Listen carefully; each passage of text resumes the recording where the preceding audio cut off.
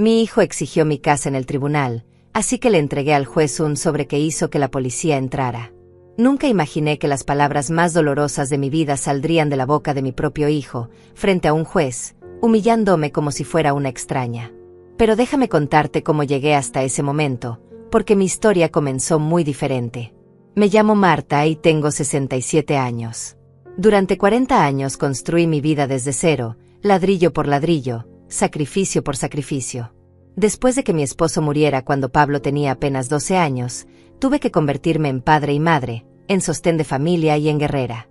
Trabajé dobles turnos limpiando oficinas, vendí empanadas en la esquina, ahorré cada peso como si fuera oro. Todo por mi hijo, todo para darle la educación que yo nunca tuve. Mis manos se volvieron ásperas de tanto trabajar, mis noches se acortaron de tanto estudiar números y contratos. Pero valió la pena. Compré mi primera casa pequeña, luego otra, después un terreno. Pablo creció viendo a su madre luchar, viendo cómo cada decisión que tomaba era pensando en su futuro. Le pagué la universidad de Derecho, sus trajes elegantes, su primer carro. Nunca le faltó nada. Cuando Pablo se graduó como abogado, sentí que había cumplido mi misión. Mi hijo era profesional, exitoso, respetado. Tenía una oficina bonita en el centro de la ciudad y hablaba con esa seguridad que solo da la educación. Yo estaba orgullosa, tan orgullosa que a veces me dolía el pecho de tanta felicidad. Finalmente podría descansar un poco, disfrutar de mi jardín, ver crecer mis plantas, leer esos libros que siempre había querido leer. Mi casa se había convertido en mi refugio. Era grande, con un patio lleno de flores rojas y amarillas, una cocina amplia donde preparaba esos platos que Pablo amaba desde niño. Cada rincón tenía una historia, cada mueble guardaba un recuerdo. Era mi hogar, mi conquista, el resultado de décadas de esfuerzo. Aquí había criado a mi hijo, aquí había llorado mis penas y celebrado mis alegrías. Pablo venía a visitarme todos los domingos. Llegaba elegante, con su esposa Mónica, y yo preparaba esa comida especial que tanto le gustaba. Mónica era una mujer atractiva, siempre bien arreglada, con esa sonrisa perfecta que mostraba cuando sabía que la estaban mirando. Al principio parecía agradable, educada, me llamaba suegra querida y me ayudaba a servir la mesa. Durante los primeros meses todo parecía perfecto. Pablo había encontrado una buena mujer, tenían planes de formar una familia, hablaban de comprar una casa propia. Yo los escuchaba feliz, imaginando nietos corriendo por mi patio, llenando mi casa de risas infantiles. Qué ingenua fui al pensar que la felicidad podía ser tan simple. Pero algo comenzó a cambiar sutilmente. Mónica empezó a hacer comentarios aparentemente inocentes sobre mi casa. «Qué grande es esto para una sola persona», decía mientras miraba las habitaciones. «Debe ser muy costoso mantener todo esto limpio», agregaba con esa sonrisa que ya no me parecía tan genuina. Pablo asentía, como si esas palabras fueran completamente normales. Al principio pensé que era mi imaginación. Tal vez la edad me estaba volviendo demasiado sensible, demasiado desconfiada. Pero los comentarios se volvieron más frecuentes, más directos. Mónica comenzó a sugerir que yo necesitaba ayuda para manejar mis finanzas, que era demasiado trabajo para una mujer de mi edad mantener una casa tan grande.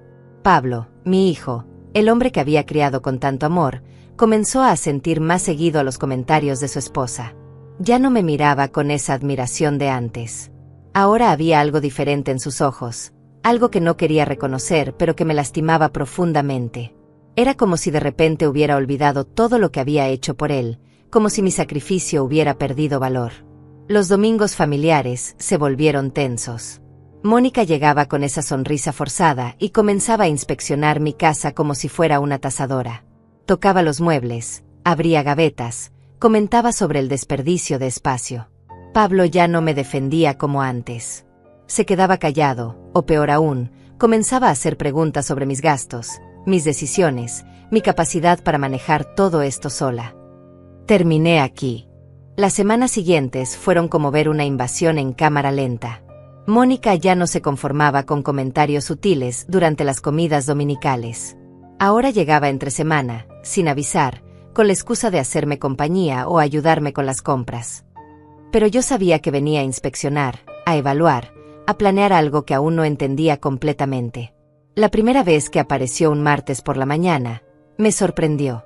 Llevaba una carpeta en las manos y esa sonrisa que había aprendido a desconfiar. «Suegra querida», me dijo con voz melosa, «Pablo está muy preocupado por usted. Cree que necesita ayuda para organizar sus papeles». Abrió la carpeta y comenzó a mostrarme formularios, documentos que supuestamente me ayudarían a simplificar mi vida. Mónica tenía una forma particular de hablar. Nunca me atacaba directamente, pero cada palabra estaba cargada de veneno disfrazado de preocupación. A su edad, debe ser muy estresante manejar tantas responsabilidades, decía mientras revisaba mis facturas de servicios. Pablo y yo pensamos que sería mejor si alguien más joven se encargara de estas cosas complicadas. Cuando Pablo llegaba del trabajo, ella ya había preparado el terreno. Le susurraba al oído, le mostraba papeles, le señalaba problemas que supuestamente había encontrado en mi manejo doméstico. Mi hijo, que antes defendía cada decisión mía, ahora asentía gravemente, como si fuera un doctor recibiendo un diagnóstico preocupante. «Mamá, Mónica tiene razón», me decía con esa voz condescendiente que había comenzado a usar conmigo. «Esta casa es demasiado grande para ti. Los gastos son muy altos. Deberías considerar mudarte a algo más pequeño, más manejable». Cada palabra era una puñalada. ¿Cómo era posible que mi propio hijo, el hombre que había criado con tanto amor, ahora hablara de mi casa como si fuera un problema a resolver? Mónica comenzó a traer expertos para que evaluaran mi situación. Un día aparecieron un contador y un abogado, amigos de Pablo, que revisaron mis finanzas con expresiones serias. Hablaban de optimización de recursos y planificación patrimonial, pero yo entendía perfectamente lo que estaban haciendo. Estaban construyendo un caso para demostrar que ya no era capaz de manejar mi propia vida. El contador, un hombre delgado con anteojos gruesos, revisó cada una de mis cuentas bancarias. «Señora Marta», me dijo con voz profesional, «sus gastos en mantenimiento de la casa representan un porcentaje muy alto de sus ingresos. Sería más prudente considerar una propiedad más pequeña». Mónica asentía satisfecha, como si hubiera ganado un punto importante en un juego que solo ella conocía las reglas. Pablo ya no me consultaba las decisiones. Llegaba con Mónica y me presentaban planes ya elaborados. «Hemos encontrado un apartamento perfecto para ti, mamá», me anunciaba con entusiasmo forzado. «Es más pequeño, más fácil de mantener. Está en un edificio con seguridad, tendrás vecinos de tu edad». Cuando protestaba, cuando decía que no quería abandonar mi hogar, él suspiraba con impaciencia, como si fuera una niña caprichosa. Mónica había convertido mi propia casa en su territorio de operaciones. Conocía la ubicación de cada documento importante, había memorizado mis rutinas, sabía exactamente cuándo estaría sola y vulnerable. Llegaba con café y pasteles, se sentaba en mi cocina como si fuera la dueña, y comenzaba sus interrogatorios disfrazados de conversación casual. «¿Recuerdas si pagó la factura de electricidad este mes?», me preguntaba con preocupación fingida. Pablo me contó que el mes pasado se le olvidó el pago del teléfono. Estas cosas pasan cuando uno está solo, es completamente normal. Cada pregunta estaba diseñada para sembrar dudas sobre mi competencia mental, para crear un patrón de olvidos que después podrían usar en mi contra. Los domingos familiares se habían convertido en reuniones de estrategia. Mónica llegaba con nuevos argumentos, nuevas preocupaciones sobre mi bienestar. Pablo la secundaba en todo, como si hubiera olvidado quién era su madre y quién era la mujer que había conocido apenas 2 años antes. Hablaban de mí como si no estuviera presente, discutían mi futuro como si fuera un problema logístico a resolver. «La casa es demasiado grande para una persona sola», repetía Mónica como un mantra. «Los escalones son peligrosos a su edad. El jardín requiere mucho mantenimiento. Sería mucho más feliz en un lugar más apropiado para sus necesidades». Pablo asentía, mirándome con una mezcla de lástima y determinación que me rompía el corazón. Mi hijo había comenzado a tratarme como si fuera una anciana senil. Ya no me consultaba sobre decisiones importantes, no valoraba mi opinión, no respetaba mi autonomía. Cuando protestaba, cuando defendía mi derecho a vivir en mi propia casa, él intercambiaba miradas significativas con Mónica, como si mis palabras fueran la confirmación de que efectivamente había perdido la razón. La transformación de Pablo fue lo más doloroso de todo. El hombre que había criado, que había admirado mi fuerza y mi determinación, ahora me veía como una carga. Mónica había logrado envenenar su mente contra mí, había conseguido que mi propio hijo se convirtiera en mi enemigo. Cada conversación terminaba con él suspirando, como si fuera un peso enorme tener que lidiar con una madre tan difícil. Mónica había ganado la primera batalla. Había logrado que Pablo dudara de mi capacidad, que cuestionara mi derecho a vivir en mi propia casa. Pero lo que no sabía era que yo también había estado observando, también había estado tomando notas. Y pronto descubriría que había subestimado completamente a la mujer que había decidido atacar. Los meses siguientes fueron los más oscuros de mi vida. Mi propia casa, el hogar que había construido con décadas de sacrificio, ya no se sentía mía. Mónica había establecido una rutina de visitas que más parecían inspecciones militares. Llegaba cada 2 días, siempre con una excusa diferente, pero con el mismo objetivo: documentar cada uno de mis supuestos errores para alimentar la narrativa de incapacidad que estaba construyendo. Pablo había cambiado completamente. Ya no era el hijo cariñoso que me abrazaba al llegar, que me preguntaba cómo había pasado el día, que se interesaba genuinamente por mi bienestar. Ahora llegaba con una agenda clara: revisar mi estado mental, evaluar mi capacidad física, cuestionar cada decisión que tomaba. Me observaba como si fuera un espécimen bajo un microscopio, buscando señales de deterioro que justificaran sus planes. Las comidas familiares se habían convertido en interrogatorios silenciosos. Mónica se sentaba frente a mí, con esa sonrisa falsa que ya conocía tan bien, y comenzaba su rutina de preguntas aparentemente inocentes. ¿Cómo durmió anoche, suegra? ¿Recordó tomar sus medicamentos? ¿No se sintió confundida en algún momento? Cada pregunta era una trampa, cada respuesta podía ser usada en mi contra. Pablo anotaba mentalmente cada uno de mis gestos. Si tardaba un segundo en recordar el nombre de un vecino, él intercambiaba miradas preocupadas con Mónica. Si derramaba una gota de café, era evidencia de que mi coordinación estaba fallando. Si no escuchaba bien algo que decían desde la otra habitación, significaba que mi capacidad auditiva estaba deteriorándose peligrosamente. Mi casa había perdido su calidez. Los rincones que antes me traían recuerdos felices ahora se sentían como testigos silenciosos de mi humillación. El comedor donde habíamos celebrado tantos cumpleaños ahora era el escenario de estas cenas tensas donde me sentía juzgada por cada bocado que tomaba. La sala donde Pablo había estudiado para sus exámenes ahora era el lugar donde él y Mónica planeaban mi futuro sin consultarme. Mónica había comenzado a reorganizar mi casa sin mi permiso.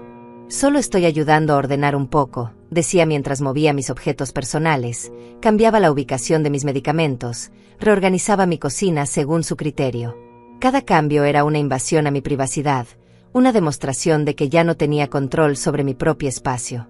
Las amigas del barrio comenzaron a notar el cambio. Amalia, mi vecina de toda la vida, me preguntaba por qué Pablo y su esposa venían tan seguido, por qué parecía tan tensa últimamente.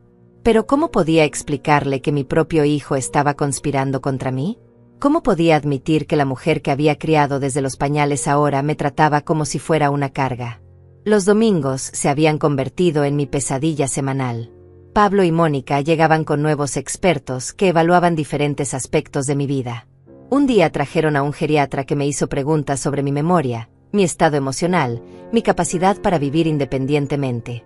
Otro domingo apareció un trabajador social que inspeccionó mi casa como si fuera una vivienda en condiciones precarias. Cada evaluación era una humillación nueva. Me hacían preguntas como si fuera una niña pequeña. ¿Puede recordar qué desayunó esta mañana? ¿Sabe qué día es hoy? ¿Se siente capaz de manejar sus finanzas? Mónica tomaba notas de cada respuesta, construyendo sistemáticamente el expediente que necesitaba para demostrar mi supuesta incapacidad.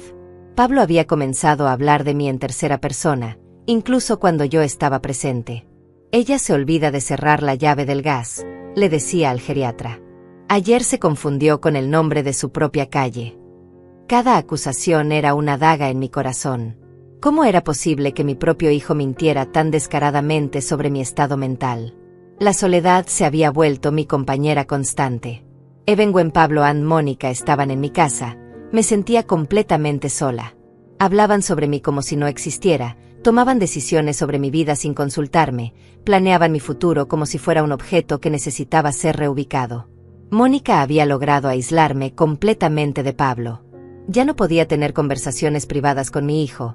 Ella siempre estaba presente, siempre interrumpía, siempre dirigía la conversación hacia sus objetivos. Si intentaba hablar con Pablo sobre mis sentimientos, sobre mi dolor, Mónica inmediatamente intervenía con comentarios sobre mi estado emocional alterado o mi tendencia a la dramatización. Mi rutina diaria se había convertido en una serie de pequeñas humillaciones. Mónica había instalado cámaras de seguridad para mi protección, pero yo sabía que me estaba vigilando. Había cambiado las cerraduras por seguridad, pero ahora tenía que pedirle permiso para salir de mi propia casa. Había tomado control de mis medicamentos para evitar confusiones, pero ahora dependía de ella para algo tan básico como tomar mis pastillas. Las noches eran especialmente difíciles. Me quedaba despierta en mi cama, en la habitación donde había dormido durante décadas, sintiéndome como una intrusa en mi propia vida. Escuchaba los sonidos familiares de mi casa, el refrigerador, el reloj de la sala, el viento en las ventanas, pero ya no me consolaban. Todo se había vuelto extraño, hostil, amenazante. Pablo ya no me abrazaba cuando llegaba. Ya no me preguntaba cómo me sentía, qué necesitaba, qué pensaba. Me saludaba con un beso frío en la mejilla e inmediatamente comenzaba su inspección rutinaria. Revisaba si había tomado mis medicamentos, si había comido adecuadamente, si había salido sola durante el día. Cada pregunta era una acusación disfrazada. Mónica había logrado convertir mi casa en una prisión dorada. Podía moverme libremente dentro de mis propias paredes, pero cada movimiento era monitoreado, cada decisión era cuestionada, cada acción era evaluada como evidencia de mi deterioro mental. Me sentía como un animal en un zoológico, observada constantemente por visitantes que fingían preocupación mientras planeaban mi traslado. La mujer fuerte que había construido un patrimonio desde cero, que había criado a un hijo profesional exitoso, que había enfrentado viudez y pobreza con dignidad, ahora se sentía pequeña, insignificante, invisible. Mónica había logrado hacerme dudar de mi propia cordura, cuestionar mi capacidad, sentir que tal vez tenían razón y yo realmente era una carga demasiado pesada para mi propio hijo. Pero en lo más profundo de mi corazón, una pequeña llama de rebeldía seguía ardiendo. La mujer que había luchado tanto para llegar hasta aquí no se rendiría tan fácilmente. Y pronto descubriría que Mónica había cometido un error fatal. Había subestimado completamente la fuerza de una madre traicionada. Todo cambió una mañana de abril cuando recibí una llamada que transformaría mi vida para siempre. Era Enrique, mi abogado de confianza desde hace más de 20 años, el hombre que me había ayudado a comprar mi primera casa, que había redactado mi testamento, que conocía cada detalle de mi patrimonio. Su voz sonaba emocionada cuando me contó sobre una oportunidad extraordinaria que había surgido. Marta, mi querida amiga, me dijo con ese tono paternal que siempre me tranquilizaba, tengo una propuesta que podría interesarte muchísimo. Una empresa inmobiliaria muy prestigiosa está buscando una consultora con experiencia en propiedades, alguien que entienda el mercado local, que tenga ojo para los buenos negocios. Inmediatamente pensé en ti. La propuesta era fascinante. La empresa quería que viajara a Buenos Aires por 6 meses, para evaluar propiedades, asesorar inversiones, compartir mi experiencia con un equipo de profesionales jóvenes. El salario era generoso. Me proporcionarían un apartamento elegante en el centro de la ciudad, y tendría la oportunidad de trabajar en algo que realmente me apasionaba después de tantos años de dedicarme exclusivamente a mi hogar. Por primera vez en meses, sentí una chispa de emoción en mi pecho. La idea de usar mi experiencia profesionalmente, de sentirme útil nuevamente, de tener un propósito más allá de ser vigilada constantemente por mi nuera, me llenaba de una energía que había olvidado que existía. Era como si alguien hubiera encendido una luz en un túnel muy oscuro. Pero inmediatamente llegó la culpa. ¿Cómo podía considerar alejarme de Pablo cuando él estaba tan preocupado por mi bienestar? ¿Qué pensaría Mónica si descubría que estaba contemplando un trabajo que me llevaría lejos de su supervisión? ¿Sería egoísta de mi parte buscar mi propia realización cuando mi familia me necesitaba? Decidí contarle a Pablo sobre la propuesta esa misma noche. Llegó a cenar con Mónica, como era habitual, y después de los saludos fríos de siempre, reuní el valor para hablar sobre la oferta de trabajo. Sus reacciones fueron incluso peores de lo que había imaginado. Pablo se quedó completamente inmóvil, con el tenedor suspendido en el aire, mirándome como si hubiera anunciado que planeaba convertirme en astronauta. «Un trabajo en Buenos Aires», repitió con incredulidad. «Mamá, ¿te das cuenta de lo que estás diciendo? ¿Cómo vas a trabajar a tu edad? ¿Cómo vas a vivir sola en una ciudad que no conoces?» Cada pregunta era una bofetada a mi autoestima, una confirmación de que mi propio hijo me consideraba completamente incapaz. Mónica, por supuesto, Inmediatamente se sumó al ataque. Suegra querida, dijo con esa voz melosa que usaba cuando quería sonar especialmente condescendiente, entiendo que la propuesta debe haber sido muy halagadora, pero debemos ser realistas. A los 67 años, mudarse a otra ciudad, trabajar con personas desconocidas, manejar responsabilidades tan grandes, podría ser muy estresante para su salud mental. Pablo asentía vigorosamente, como si Mónica hubiera expresado exactamente lo que él estaba pensando. Tienes razón, amor. Mamá, esta propuesta es completamente irresponsable. Enrique debería saber mejor que ofrecerte algo así. Voy a llamarlo mañana para explicarle tu situación actual. ¿Mi situación actual? Pregunté con una mezcla de dolor y rabia. ¿Cuál es exactamente mi situación actual, Pablo? Mi hijo me miró con esa expresión que había aprendido a odiar, esa mezcla de lástima y frustración que usaba cada vez que yo no entendía algo obvio. Mamá, ya hemos hablado de esto, suspiró con impaciencia. Necesitas cuidado, supervisión, apoyo. No puedes simplemente irte a otra ciudad y pretender que puedes manejar una responsabilidad profesional. ¿Qué pasaría si te enfermas? ¿Qué pasaría si te confundes? ¿Qué pasaría si necesitas ayuda y no hay nadie cerca?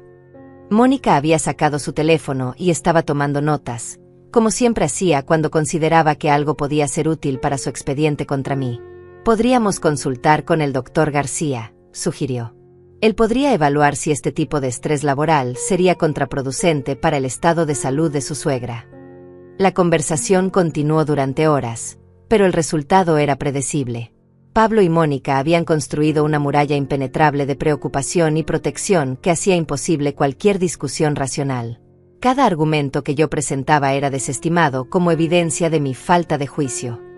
Cada expresión de mi deseo de independencia era interpretada como síntoma de deterioro cognitivo. Mamá, lo que necesitas no es un trabajo estresante, concluyó Pablo con tono definitivo.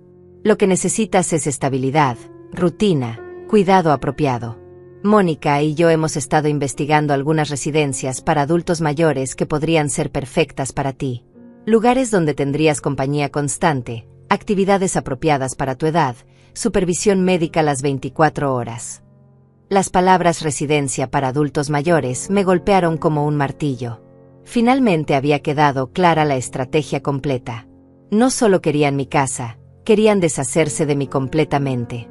Querían encerrarme en una institución donde pudieran visitarme ocasionalmente para calmar su conciencia, mientras ellos disfrutaban de mi patrimonio sin la molestia de tener que cuidar a una anciana problemática. Mónica había sacado un folleto colorido de su bolsa y lo extendió sobre la mesa. Mire qué hermoso es este lugar, dijo con entusiasmo fingido. Tienen jardines preciosos, actividades recreativas, enfermeras especializadas. Sería muchísimo más apropiado para alguien en su etapa de vida que tratar de manejar responsabilidades profesionales complicadas. Pablo estudiaba el folleto con la misma concentración que había usado para sus libros de derecho. Se ve perfecto, amor. Mamá, aquí tendrías todo lo que necesitas. Compañía de personas de tu edad, cuidado médico profesional, actividades diseñadas específicamente para adultos mayores. No tendrías que preocuparte por mantener una casa grande, por manejar finanzas complicadas, por tomar decisiones difíciles. La ironía era devastadora. Mi hijo, el hombre que había podido estudiar derecho gracias a mi trabajo incansable, ahora me estaba explicando por qué no era capaz de trabajar. La mujer que había construido un patrimonio desde cero ahora era considerada incompetente para manejar sus propias finanzas. La madre que había tomado decisiones difíciles durante décadas ahora era vista como incapaz de decidir sobre su propio futuro. No voy a ninguna residencia, dije con una firmeza que me sorprendió incluso a mí misma. Y voy a considerar seriamente la propuesta de trabajo en Buenos Aires.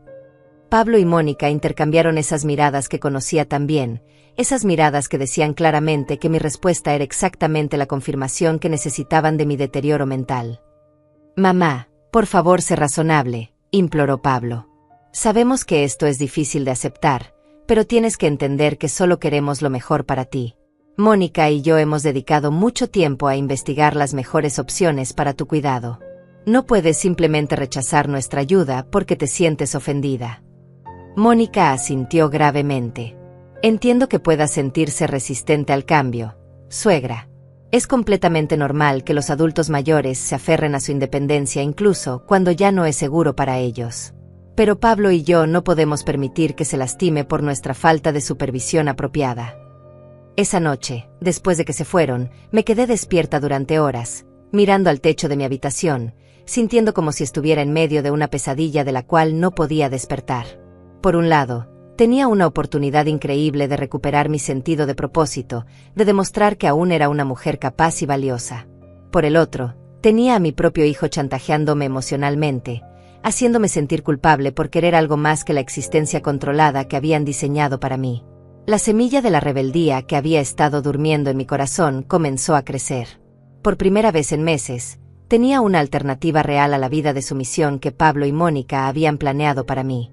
La pregunta era si tendría el valor de tomarla, sabiendo que significaría enfrentar la ira de mi hijo y la manipulación de mi nuera. La decisión final llegó de la manera más cruel posible. Después de una semana de debates internos, de noche sin dormir pesando mis opciones, finalmente reuní el valor para aceptar la propuesta de trabajo en Buenos Aires. Llamé a Enrique y le dije que sí, que estaba lista para esta nueva aventura. Su alegría fue contagiosa, me explicó todos los detalles del contrato, las fechas de viaje, los preparativos necesarios. El vuelo estaba programado para un miércoles por la mañana. Enrique me había ayudado con todos los documentos, había coordinado con la empresa, había arreglado el traslado al aeropuerto. Era un momento crucial en mi vida, la oportunidad de demostrar que aún tenía valor, que aún podía contribuir al mundo de manera significativa. Decidí contarle a Pablo sobre mi decisión final el domingo anterior al viaje. Pensé que si le daba la noticia con tiempo suficiente, si le explicaba lo importante que era esto para mí, tal vez podría entender. Tal vez su amor filial sería más fuerte que la influencia de Mónica. Qué ingenua fui al mantener esa esperanza. Pablo llegó esa tarde con Mónica y con una carpeta llena de documentos sobre residencias geriátricas. Habían programado visitas para la semana siguiente, habían calculado costos, habían preparado una presentación completa sobre por qué era la mejor opción para mí. Su planificación era tan meticulosa que me di cuenta de que nunca habían considerado realmente mi opinión. «Mamá, tenemos excelentes noticias», anunció Pablo con una sonrisa que no llegaba a sus ojos. «Hemos encontrado la residencia perfecta para ti. Es elegante, moderna, tiene todos los servicios que podrías necesitar. Mónica y yo ya hicimos una visita preliminar y quedamos impresionados con las instalaciones». Mónica desplegó fotografías coloridas sobre mi mesa de comedor, la misma mesa donde habíamos celebrado tantos cumpleaños familiares. «Mire qué hermosos son los jardines, suegra. Y aquí está el comedor principal, donde tendría compañía para todas sus comidas. Ya no tendría que preocuparse por cocinar o limpiar. Todo estaría cuidado para usted». Era el momento perfecto para mi anuncio. Respiré profundamente y les dije que había tomado una decisión diferente, que había aceptado el trabajo en Buenos Aires, que el miércoles estaría volando hacia una nueva etapa de mi vida. El silencio que siguió fue ensordecedor. Pablo se puso pálido, luego rojo, luego volvió a palidecer. «¿Qué has hecho, mamá?», preguntó con una voz que nunca había escuchado antes, una mezcla de shock y furia que me asustó. «¿Firmaste algún documento? ¿Te comprometiste a algo sin consultarnos?». Mónica inmediatamente sacó su teléfono y comenzó a tomar notas, como si estuviera documentando evidencia en una escena del crimen. «Esto es exactamente lo que temíamos», murmuró. «Decisiones impulsivas, falta de juicio, riesgo evidente para su seguridad y bienestar». La discusión que siguió fue la peor de mi vida. Pablo me gritó como nunca lo había hecho, me acusó de ser egoísta, irresponsable, de poner en riesgo mi salud y su tranquilidad mental. Mónica lo apoyaba con comentarios punzantes sobre mi deterioro evidente y mi negación de la realidad. «No puedes irte a Buenos Aires», gritó Pablo, golpeando la mesa con una violencia que me aterró. «Eres una mujer de 67 años con problemas de memoria, con dificultades para manejar tu vida diaria. Esto es una locura completa». «No tengo problemas de memoria», respondí con toda la dignidad que pude reunir. «No tengo dificultades para manejar mi vida. Ustedes han inventado esos problemas para justificar el control que quieren ejercer sobre mí». Mónica se acercó a mí con esa expresión de falsa preocupación que había perfeccionado. «Suegra, el hecho de que no reconozca sus limitaciones es exactamente lo que nos preocupa. Una persona con juicio claro no tomaría una decisión tan peligrosa sin consultar a su familia. Pablo había comenzado a caminar de un lado a otro, con las manos en los bolsillos, murmurando sobre responsabilidades legales y tutela necesaria. Era evidente que ya estaba considerando opciones legales para detenerme, para declararme incompetente, para quitarme el derecho a tomar decisiones sobre mi propia vida. «Mira, mamá», me dijo finalmente, tratando de controlar su tono. «Entiendo que la propuesta debe haber sonado emocionante, pero tienes que ser realista. Mónica y yo no podemos permitir que te pongas en peligro. Si realmente insistes en este plan disparatado, tendremos que tomar medidas legales para protegerte de ti misma». La amenaza era clara y devastadora. Mi propio hijo estaba dispuesto a declararme legalmente incompetente para evitar que tomara control de mi vida. La ironía era abrumadora. Para proteger mi bienestar, estaban dispuestos a destruir mi autonomía completamente. «Pablo», le dije con voz temblorosa, «soy tu madre. Soy la mujer que trabajó día y noche para darte la educación que tienes. Soy la persona que construyó este patrimonio que ahora quieren controlar. ¿Cómo puedes amenazarme de esta manera?» «Precisamente porque eres mi madre», respondió con una frialdad que me heló la sangre. «No puedo quedarme de brazos cruzados mientras tomas decisiones que podrían lastimarte. Si no puedes entender razones, tendremos que protegerte usando otros métodos». Mónica había estado haciendo llamadas telefónicas susurradas en la cocina. Regresó con una sonrisa triunfante. «Ya hablé con el doctor García y con nuestro abogado», anunció. «Ambos están de acuerdo en que este comportamiento errático requiere intervención inmediata. Podemos iniciar los procedimientos mañana mismo». Esa noche fue la más larga de mi vida. Pablo y Mónica se quedaron en mi casa, supuestamente para cuidarme durante esta crisis mental, pero en realidad para asegurarse de que no hiciera nada impulsivo como irme al aeropuerto. Mónica durmió en la habitación de huéspedes, Pablo en el sofá de la sala. Era como estar bajo arresto domiciliario en mi propia casa. El martes por la noche, víspera de mi vuelo, Pablo hizo su movimiento final. Había convocado una reunión familiar de emergencia con Amalia, mi vecina, y con el padre José de la parroquia local. Su plan era hacer una intervención completa, donde todos me explicarían por qué mi decisión era incorrecta y peligrosa. «Marta», me dijeron uno por uno, «entendemos que quieres sentirte útil, pero a tu edad lo más importante es la seguridad y la tranquilidad. Pablo y Mónica solo quieren lo mejor para ti. Deberías escuchar sus consejos». Incluso Amalia, mi amiga de toda la vida, había sido convencida por la narrativa de Pablo. «Querida», me dijo con lágrimas en los ojos, «sé que esto es difícil, pero tal vez sea hora de aceptar que necesitas más cuidado. No hay nada malo en admitir que ya no podemos hacer todo lo que hacíamos antes». El padre José fue aún más directo. «Hija mía», me dijo con voz solemne, «la soberbia es uno de los pecados más peligrosos. Dios nos pide humildad para reconocer nuestras limitaciones. Tu familia te ama y quiere protegerte. Deberías agradecer tener un hijo tan dedicado». Pablo había orquestado perfectamente esta humillación pública. Había reunido a todas las personas que me importaban para que me dijeran, en coro, que era una anciana senil que necesitaba ser controlada por su propio bien. Era una demostración de poder absoluta, diseñada para quebrar mi voluntad de una vez por todas. Pero mientras escuchaba sus discursos bien intencionados, mientras veía la satisfacción en los ojos de Mónica y la determinación inflexible en la cara de Pablo, algo se cristalizó en mi interior. No era locura lo que sentía, era claridad. No era terquedad senil, era dignidad. No era comportamiento errático, era la última oportunidad de ser yo misma. Esa madrugada, mientras todos dormían en mi casa convertida en prisión, tomé la decisión más importante de mi vida. Si Pablo quería una guerra legal, la tendría. Pero no sería la guerra que él esperaba. Tenía 67 años de experiencia, décadas de observación silenciosa, y un arsenal de información que mi querido hijo nunca imaginó que poseía. El miércoles por la mañana, mientras Pablo y Mónica dormían confiados en su victoria, yo ya estaba despierta, preparando mi contraataque. Si querían jugar sucio, descubrirían que habían subestimado completamente a su oponente. A las 5 de la mañana de ese miércoles, mientras Pablo roncaba en el sofá y Mónica dormía en mi habitación de huéspedes como si fuera la dueña de casa, me levanté en silencio y ejecuté el plan que había estado formando durante esas horas de insomnio. No iba a irme a Buenos Aires como una fugitiva. Iba a irme como la mujer digna que siempre había sido, pero primero tenía trabajo que hacer.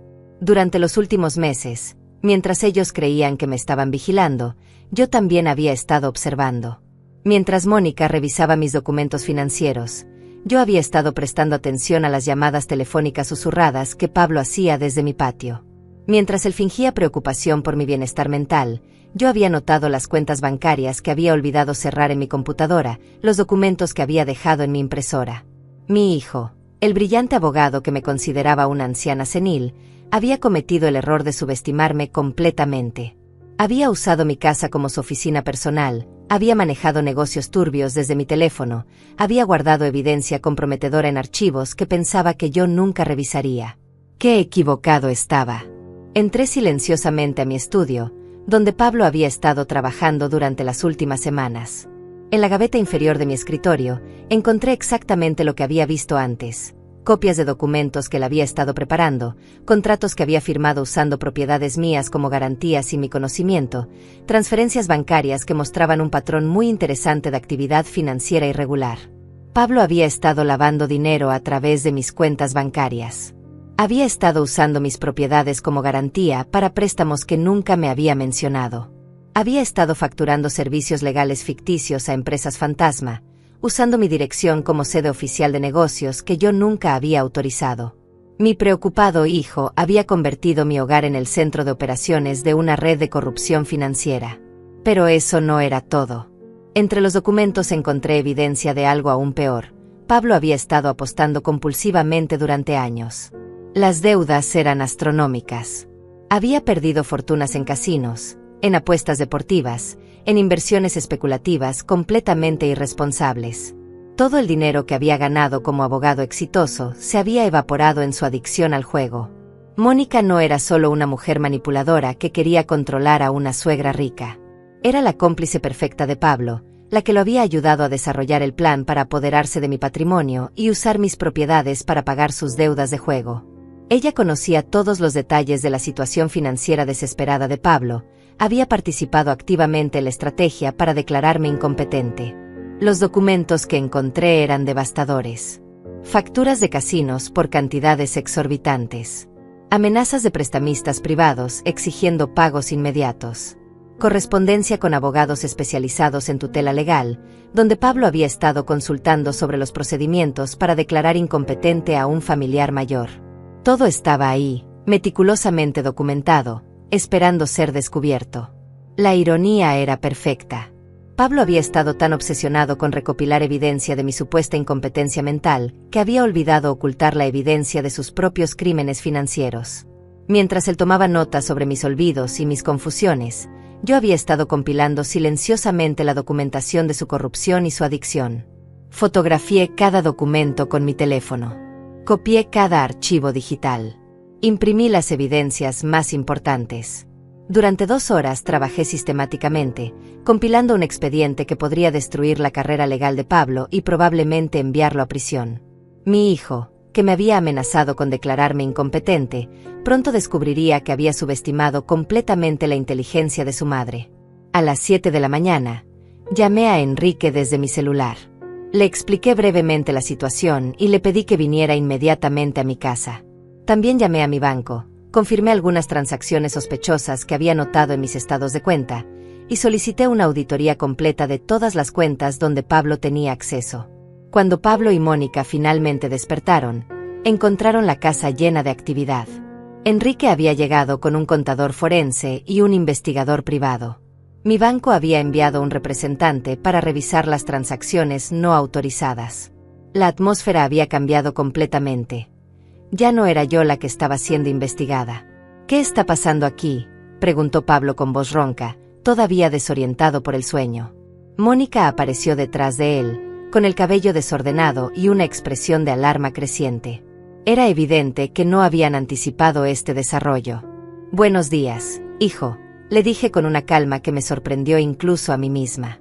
«Estos señores están aquí para ayudarme a entender algunas discrepancias en mis cuentas bancarias. Parece que alguien ha estado usando mis propiedades como garantía para préstamos que yo nunca autoricé. ¿Tienes alguna idea de quién podría haber hecho algo así?». El color desapareció completamente del rostro de Pablo. Mónica trató de mantener su compostura, pero pude ver el pánico creciendo en sus ojos. Habían planeado meticulosamente mi destrucción, pero nunca habían considerado la posibilidad de que yo pudiera contraatacar. Enrique desplegó los documentos sobre mi mesa de comedor, la misma mesa donde Pablo había extendido los folletos de residencias geriátricas apenas 2 días antes. Marta ha descubierto algo muy preocupante, explicó con voz profesional. Parece que alguien con acceso a sus documentos personales ha estado manejando transacciones financieras significativas sin su conocimiento o consentimiento. El investigador privado se acercó a Pablo con una grabadora digital. Señor, nos gustaría hacerle algunas preguntas sobre su acceso a las cuentas bancarias y propiedades de su madre. Tenemos evidencia de varias transacciones que requieren explicación.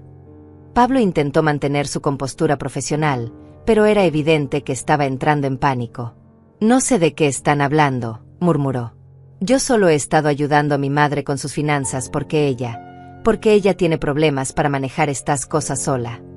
Es interesante que mencione eso, intervino el contador forense, abriendo una carpeta llena de documentos.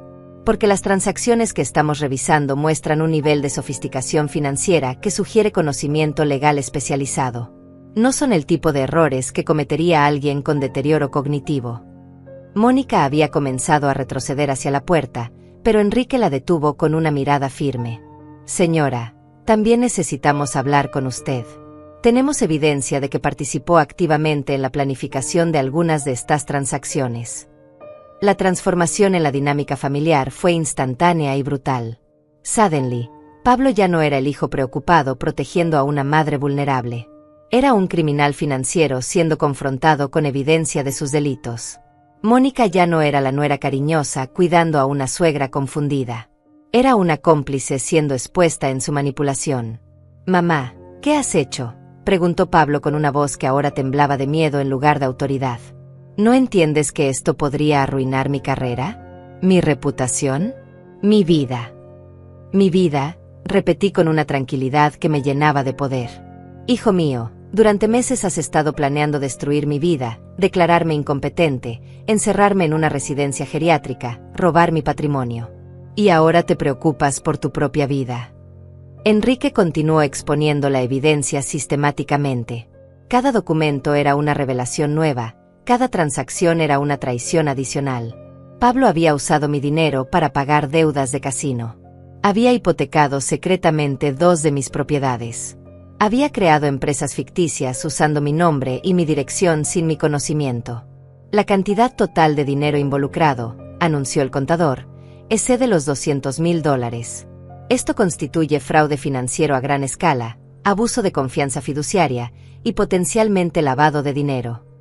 Mónica finalmente se derrumbó. Fue idea de Pablo, gritó con desesperación. Yo solo lo ayudé porque él me dijo que era la única manera de salvar nuestro matrimonio, de pagar las deudas, de empezar de nuevo. Me prometió que usted nunca se enteraría. Pablo la miró con una expresión de traición absoluta. Su alianza perfecta se estaba desmoronando ante mis ojos. La mujer que había sido su cómplice en mi destrucción ahora lo estaba traicionando para salvar su propia piel.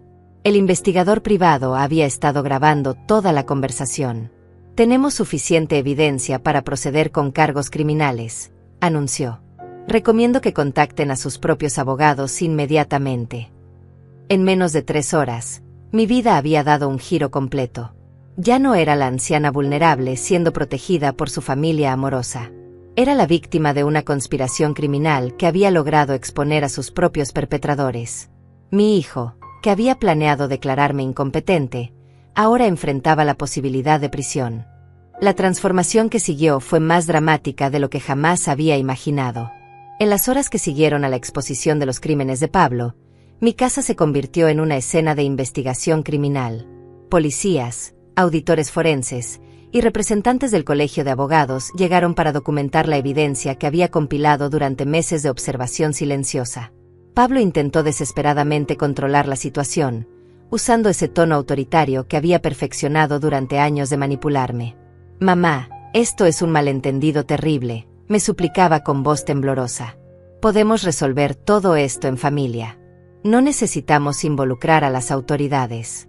Piensa en lo que esto significará para tu nieto futuro, para el apellido familiar. Pero yo ya no era la mujer asustada que había sido durante meses. La claridad mental que Pablo había cuestionado tan cruelmente ahora brillaba con una intensidad que él no había anticipado. Pablo, le respondí con una calma que me sorprendía incluso a mí misma. Tú decidiste involucrar a las autoridades cuando amenazaste con declararme incompetente. Tú decidiste destruir el apellido familiar cuando comenzaste a lavar dinero usando mi nombre. Mónica había adoptado una estrategia diferente. Ahora se presentaba como otra víctima de Pablo, una esposa engañada que había sido manipulada por un marido con problemas de adicción. Señora Marta, me decía con lágrimas que parecían genuinas, usted tiene que entender que yo también fui engañada. Pablo me prometió que todo era legal, que solo estaba reorganizando las finanzas familiares para protegerla a usted. El detective a cargo de la investigación, un hombre serio llamado Raúl, no se dejó impresionar por ninguna de estas actuaciones. Señora, le dijo a Mónica con firmeza profesional, tenemos grabaciones de conversaciones telefónicas donde usted discute específicamente las estrategias para convencer a la señora Marta de que estaba perdiendo sus facultades mentales. Su participación en esta conspiración está completamente documentada. La evidencia era abrumadora. Durante meses, mientras Pablo y Mónica creían que me estaban vigilando, yo había estado recopilando meticulosamente la documentación de sus actividades criminales. Había fotografiado documentos bancarios sospechosos, había grabado conversaciones reveladoras, había mantenido un registro detallado de cada una de sus mentiras y manipulaciones. El momento más devastador llegó cuando el detective Raúl reprodujo una grabación que había hecho la semana anterior. Era una conversación telefónica entre Pablo y un prestamista privado, donde mi hijo discutía abiertamente sus planes para vender mi casa una vez que hubiera conseguido declararme incompetente.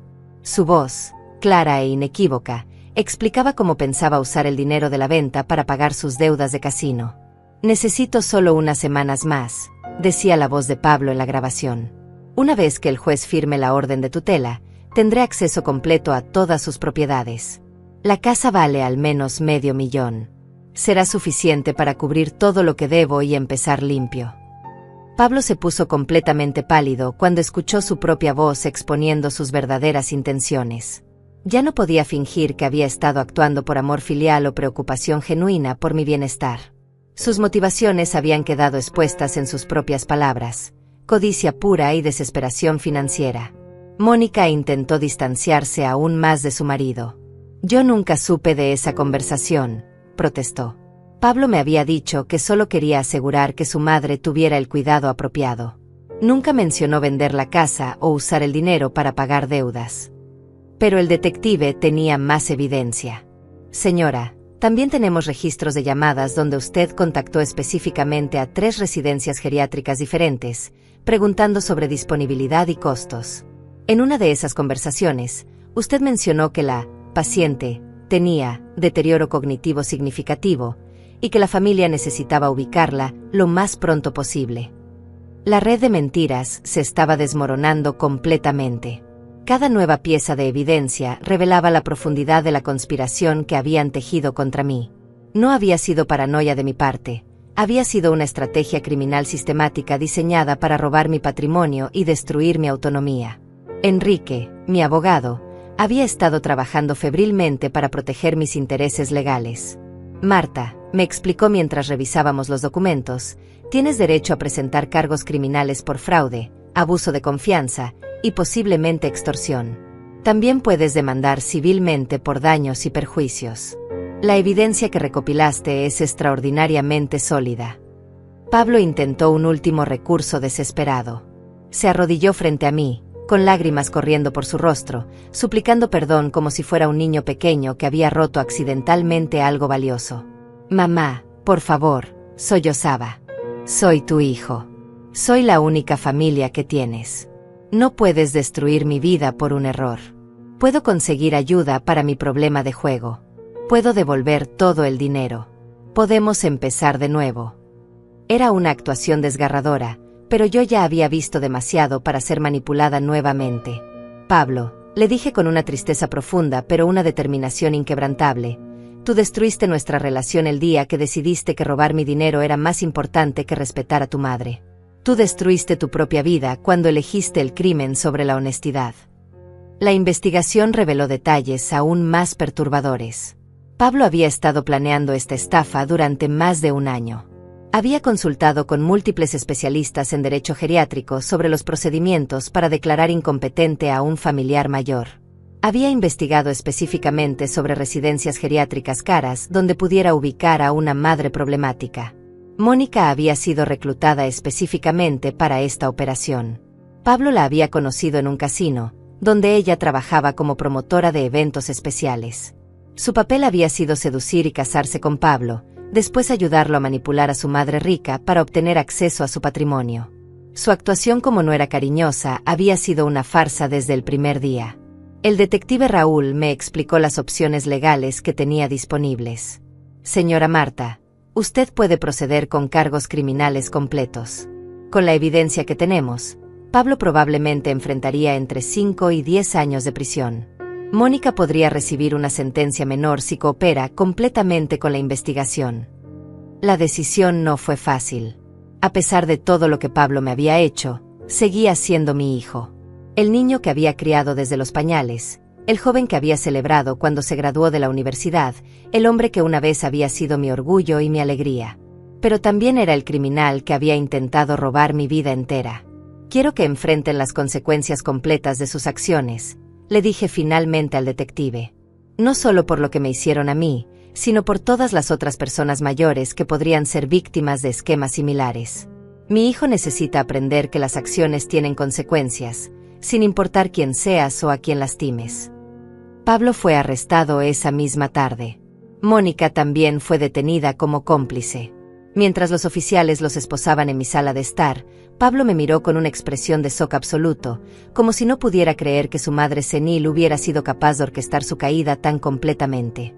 Nunca pensé que fueras tan inteligente, murmuró mientras los oficiales lo llevaban hacia la puerta. Era quizás la única cosa honesta que me había dicho en meses. Pablo, le respondí con una dignidad que había recuperado después de tanto tiempo perdida, ese fue tu error más grande.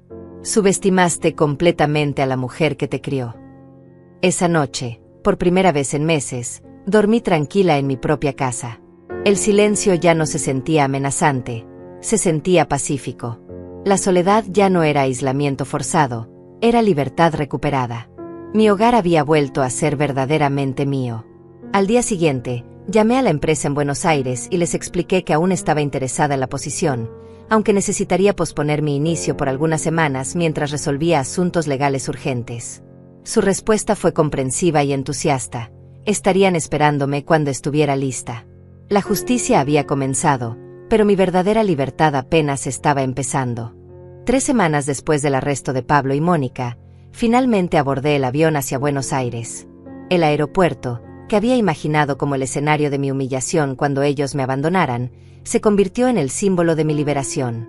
Enrique me acompañó hasta la puerta de embarque, cargando una carpeta llena de documentos legales que confirmaban mi completa Vindekasten y el restablecimiento de mi autonomía financiera. Marta, me dijo mientras esperábamos el llamado para abordar, quiero que sepas lo orgulloso que estoy de ti. En 40 años de ejercer el derecho, nunca había visto a una víctima de abuso financiero manejar su situación con tanta inteligencia y dignidad. Sus palabras me llenaron de una satisfacción que había olvidado que existía. El vuelo fue más que un simple traslado geográfico, fue una transformación personal. Mientras miraba por la ventanilla cómo se alejaban las calles que conocía desde hacía décadas, sentí que estaba dejando atrás no solo una ciudad, sino una versión de mí misma que había permitido ser disminuida, controlada y casi destruida por las personas que se suponía que me amaban. Buenos Aires me recibió con una energía que no había sentido en años. La empresa inmobiliaria había cumplido todas sus promesas. Un apartamento elegante en el barrio de Palermo, con ventanas enormes que daban a una plaza llena de jacarandás, y una oficina moderna donde mi experiencia de décadas finalmente sería valorada y respetada. Mis nuevos colegas eran profesionales jóvenes y dinámicos que me trataban como lo que realmente era, una experta con conocimiento invaluable sobre mercados inmobiliarios, inversiones y desarrollo de propiedades. Por primera vez en meses, las personas a mi alrededor valoraban mi opinión en lugar de cuestionarla, respetaban mi experiencia en lugar de minimizarla. Sofía, la directora de proyectos de la empresa, se convirtió rápidamente en más que una colega, Era la primera amiga genuina que había tenido en años. Tenía 45 años, era divorciada, madre de 2 adolescentes, y había construido su carrera desde cero después de un matrimonio tóxico que casi destruye su autoestima. Marta, me dijo durante nuestro primer almuerzo juntas, tienes una energía especial. Es como si hubieras redescubierto algo que habías perdido. Conozco esa sensación, es la libertad después de años de opresión. Su comprensión intuitiva de mi situación creó una conexión inmediata entre nosotras. El trabajo me devolvió no solo un sentido de propósito, sino también la confirmación de que mi mente estaba tan aguda como siempre había estado. Evaluaba propiedades con la precisión de alguien que había pasado décadas en el negocio, identificaba oportunidades de inversión que mis colegas más jóvenes pasaban por alto, y proporcionaba análisis de mercado que impresionaban incluso a los ejecutivos más experimentados. 3 meses después de mi llegada, recibí la primera llamada de Pablo desde la prisión. Su voz sonaba diferente, más pequeña, despojada de esa arrogancia que había caracterizado nuestras últimas conversaciones. Mamá, comenzó con una humildad que nunca había escuchado antes, sé que no tengo derecho a pedirte nada, pero necesito hablar contigo. Pablo, le respondí con una calma que me sorprendió, tienes 5 minutos. No había rencor en mi voz, pero tampoco había la calidez maternal que él probablemente esperaba. Las semanas de terapia que había comenzado en Buenos Aires me habían ayudado a procesar el dolor de su traición sin permitir que me consumiera. Mamá, estoy en tratamiento para mi adicción al juego, me explicó con voz quebrada. Por primera vez en años, puedo ver claramente lo que hice, lo que te hice. No espero que me perdones, pero necesito que sepas que me odio por haberte lastimado de esa manera. Su arrepentimiento sonaba genuino, pero yo había aprendido a no confiar fácilmente en las palabras de mi hijo. Pablo, me alegra saber que estás recibiendo ayuda, le dije con sinceridad. Pero el perdón es algo que se gana con acciones, no con palabras. Y francamente, necesito mucho tiempo para sanar del daño que me causaste. La conversación fue breve pero necesaria. Pablo me informó que Mónica había aceptado un acuerdo con la fiscalía, declarándose culpable a cambio de una sentencia reducida. Ella había proporcionado evidencia adicional sobre otros esquemas similares que habían intentado implementar con personas mayores vulnerables. La red de corrupción era más amplia de lo que habíamos imaginado inicialmente. Mónica nunca me amó realmente, admitió Pablo con una amargura que no intentaba ocultar. Todo fue una actuación desde el principio. Ella había identificado familias con patrimonio donde había personas mayores potencialmente vulnerables. Yo fui solo un medio para llegar a tu dinero. La revelación no me sorprendió, pero confirmó lo que había sospechado durante meses. Mónica había sido una estafadora profesional, y Pablo había sido tanto perpetrador como víctima de su propia conspiración criminal. Su adicción al juego lo había hecho desesperado, y su desesperación lo había convertido en el cómplice perfecto para los planes de Mónica. Después de esa llamada, me sentí extrañamente liberada. El hijo que había perdido hacía meses no había sido una víctima inocente de mi paranoia senil, como él y Mónica habían tratado de hacerme creer. Había sido un criminal que había elegido conscientemente lastimar a su propia madre para beneficio personal. Esa claridad me permitió finalmente comenzar el proceso de duelo por la relación que habíamos perdido. El trabajo en Buenos Aires continuó siendo una fuente de renovación personal. Mis evaluaciones de propiedades eran tan precisas que la empresa comenzó a consultarme sobre inversiones cada vez más importantes. Mi reputación profesional, que había estado dormida durante años de dedicarme exclusivamente al hogar, resurgió con una fuerza que me llenaba de orgullo. Sofía se había convertido en mi confidente más cercana. Durante nuestras largas conversaciones, me ayudó a entender que lo que había vivido no era simplemente abuso financiero, sino una forma sofisticada de violencia psicológica diseñada para destruir mi autoestima y mi autonomía. Marta, me dijo una tarde mientras tomábamos café en mi apartamento, lo que tu hijo y su esposa te hicieron se llama gaslighting. Te hicieron dudar de tu propia realidad, de tu propia competencia, de tu propia cordura. Es una forma de abuso especialmente cruel porque ataca la misma esencia de quien eres como persona. Sus palabras me ayudaron a entender que mi respuesta había sido completamente racional y apropiada. No había sido paranoia, había sido supervivencia. No había sido terquedad senil, había sido dignidad personal. No había sido comportamiento errático, había sido la respuesta inteligente de una mujer que se negaba a ser destruida. 6 meses después de mi llegada a Buenos Aires, la empresa me ofreció un contrato permanente con un salario que superaba mis expectativas más optimistas.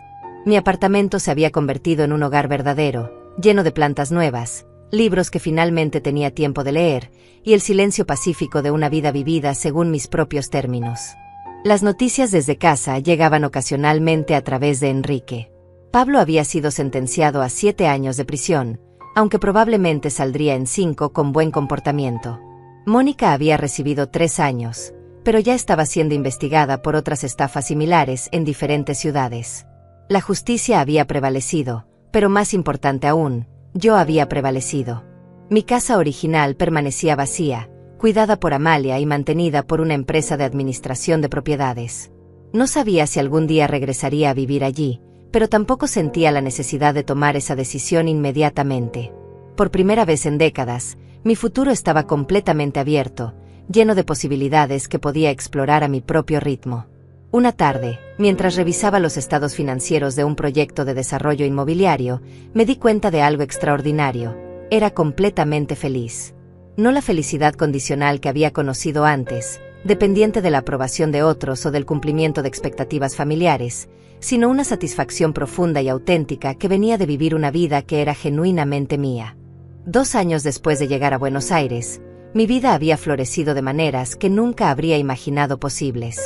La empresa inmobiliaria me había promovido a directora de inversiones senior, un título que llevaba con el orgullo de quien ha demostrado su valía después de décadas de ser subestimada. Mis análisis de mercado se habían vuelto legendarios en la industria, y jóvenes profesionales venían específicamente a aprender de mi experiencia. Sofía y yo habíamos desarrollado una amistad que trascendía lo profesional. Nos habíamos convertido en compañeras de viaje, explorando juntas las montañas de Mendoza, las playas de Mar del Plata, las viñas de Salta. A los 69 años, estaba viviendo aventuras que había soñado durante décadas, pero nunca había tenido el valor de perseguir. Un miércoles por la mañana, mientras revisaba propuestas de inversión en mi oficina con vista al Río de la Plata, recibí una llamada que cambiaría todo nuevamente. Era Enrique, con noticias que había estado esperando y temiendo al mismo tiempo. Pablo había sido liberado de prisión 2 meses antes de lo programado por buen comportamiento. Marta, me dijo Enrique con esa voz cuidadosa que usaba cuando tenía que darme noticias complicadas, Pablo ha estado preguntando por ti. Ha completado un programa de rehabilitación para adictos al juego, ha estado trabajando en terapia psicológica, y dice que quiere intentar reparar su relación contigo. La noticia me llegó como una onda compleja de emociones. Parte de mí, la madre que había criado a ese niño con tanto amor, sentía una punzada de esperanza. Pero la mujer que había sido traicionada tan brutalmente, que había reconstruido su vida desde las cenizas de esa traición, se mantenía cautelosa y protectora. ¿Qué quiere específicamente?, pregunté, sorprendiéndome por la estabilidad de mi propia voz. Los años de terapia y crecimiento personal me habían enseñado a responder en lugar de reaccionar, a procesar la información antes de tomar decisiones emocionales. Quiere visitarte, respondió Enrique. Dice que entiende si no estás lista para verlo, pero que ha estado trabajando en una carta durante meses, explicando todo lo que ha aprendido sobre sí mismo, sobre lo que te hizo, sobre lo que significa realmente ser un hijo. Puede enviártela, o puede esperarte hasta que estés lista para una conversación. Le pedí tiempo para pensar. Esa noche, caminé por mi barrio favorito en Buenos Aires, las calles Cobblestone de San Telmo llenas de tango y vida nocturna, procesando la realidad de que el hijo que había perdido quería regresar a mi vida. Pero ya no era la misma mujer que la había traicionado, y él probablemente ya no era el mismo hombre que me había traicionado. Una semana después, decidí leer su carta. Sofía se ofreció a estar presente cuando la abriera, una gentileza que acepté gratefully. Sentadas en mi apartamento, con el sol de la tarde filtrándose por las ventanas, abrí el sobre que llevaba mi nombre escrito con la caligrafía que había conocido desde que Pablo aprendió a escribir. La carta era devastadora en su honestidad. Pablo describía detalladamente los años de adicción que habían precedido su traición, las mentiras que se había dicho a sí mismo para justificar cada decisión destructiva, la desesperación que lo había llevado a ver a su propia madre como un obstáculo en lugar de como una persona que merecía respeto y amor. Mamá, escribía, durante 2 años en prisión he tenido tiempo de enfrentar la verdad de lo que soy y lo que hice. No hay excusa para haber abusado de tu confianza, para haber intentado robarte tu autonomía, para haber permitido que Mónica te tratara como si fueras menos que humana. No hay excusa para haber olvidado que eres la mujer más fuerte que conozco, la persona que me enseñó todo lo que sé sobre perseverancia y dignidad. Continuaba explicando su proceso de rehabilitación, no como una justificación, sino como una explicación de cómo había llegado a entender la profundidad de su traición.